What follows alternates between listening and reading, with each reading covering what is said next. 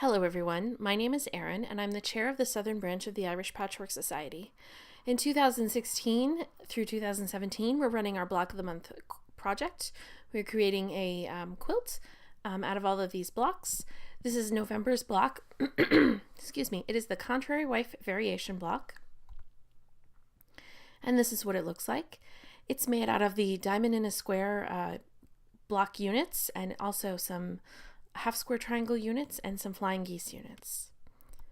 And part of the block of the month this year that is a little different from last year is that I am including some quilt variations that you can make using just the one block. So here's a quilt that you can make just using a 4x4 block layout. Here's the same 4 blocks across and 4 blocks down, but just with some sashing. Here it is with some cornerstones. Then I thought that maybe these weren't the most outstanding cornerstones, so what if I put some more contrasting in cornerstones? So you've got yellow ones here. And then what happens if you put the block on point? Makes it look a little bit different. Here it is on point, but with some 1-inch sashing. And then the contrasting cornerstones as well. So let's get started with the block construction. Here are your cutting instructions.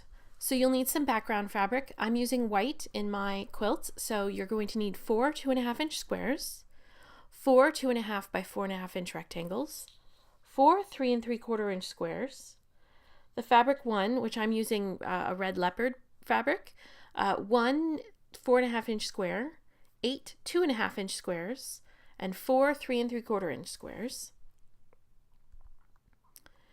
And then fabric 2, which I'm using a blue floral, you're going to need 1 5 1/4-inch square. And fabric 3, I'm using a blue gem fabric. You're going to need 2 4 7/8-inch squares.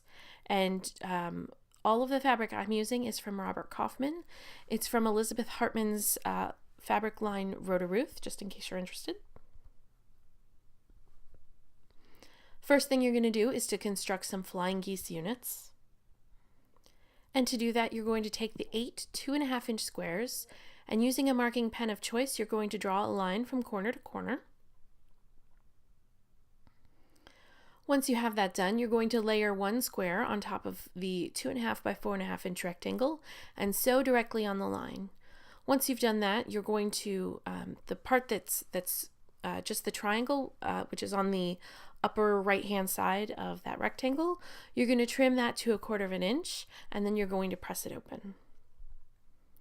Once that square is pressed open, you're going to just repeat that same process on the other side. So take one of those marked 2.5-inch squares, ensure that the line is going an opposite direction from the other square that you put on. You're going to sew directly on the line, and then you're going to trim and press the same. And you're going to repeat that process to make 4 flying geese units total. Once you have those complete, set those aside, and we're going to construct the half square triangle units. You're going to take 4 of the 3 3/4-inch squares and draw a line from corner to corner. You're going to layer that on top of the other 3 3/4-inch squares and sew 1/4 inch away from that drawn line on both sides. Once you have that complete, you're going to cut on that line, press open, and then trim to 2.5 inches square. You're going to then set those aside and can start to construct your diamond in a square unit.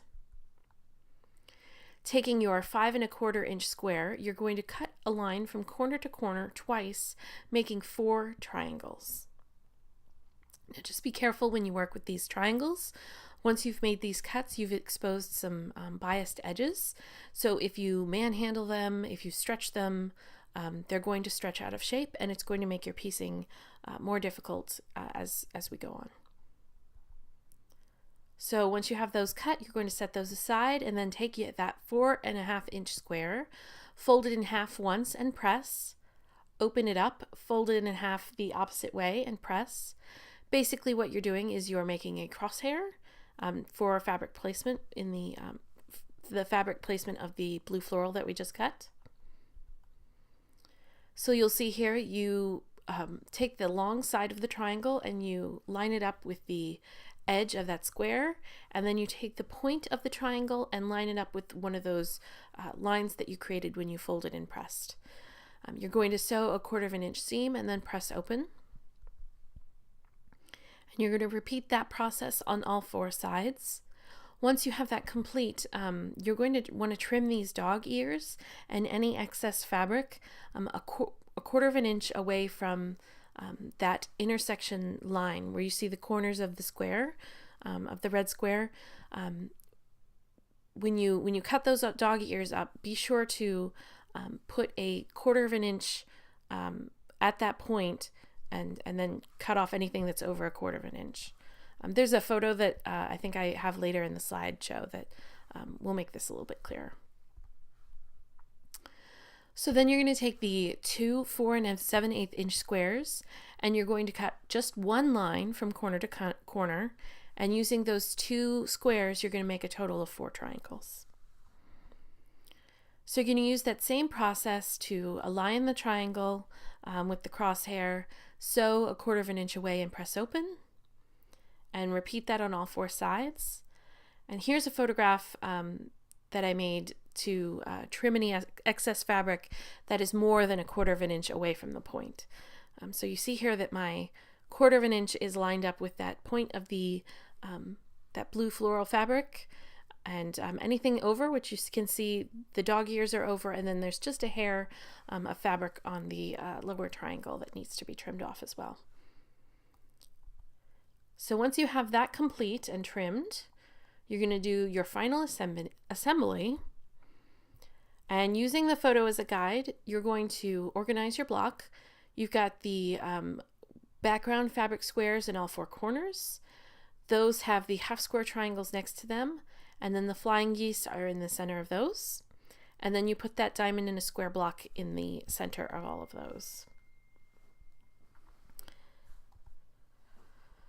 So once you have that complete, you're going to sew the top and bottom rows. I found this was the easiest way.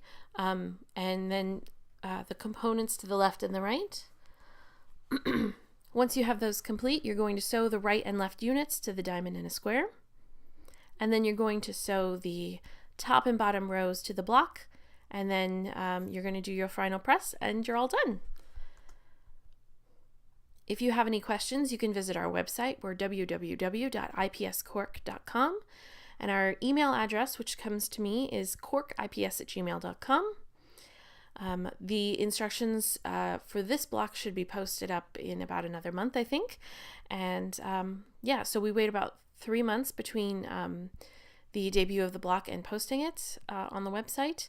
So just keep an eye on that if you'd like to make this. And I hope you enjoy making this block. Please don't hesitate to contact me if you have any other questions. So we'll see you next month. Bye.